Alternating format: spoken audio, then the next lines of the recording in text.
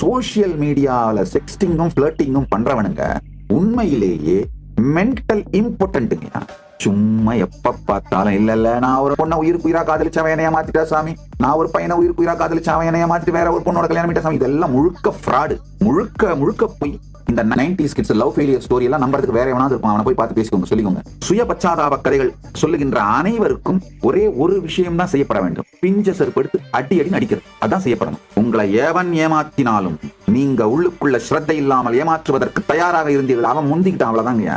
இதெல்லாம் பரம சத்தியம், மாற்றவே முடியாது. உடனே எமோஷனலா மெசேஜ் போடாதீங்க. என்ன சாமி உங்களுக்கு என்ன பத்தி தெரியாது, என் வாழ்க்கையில் அப்படிலாம் கிடையாது, நீங்க சொல்றதெல்லாம் உண்மை கிடையாது, வேக வேகமா குந்தளிச்சு டைப் பண்ண ஆரம்பிக்காதீங்க. பரம சத்தியங்கள் மாறுவதில்லை.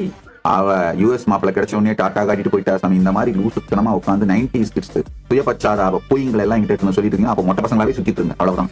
அந்த காலகட்டத்தில் உங்களுக்கும் அவ்வளவுதான் மெச்சூரிட்டி இருந்தது, நீங்களும் அப்படி இப்படிதான் சுத்தி பார்த்து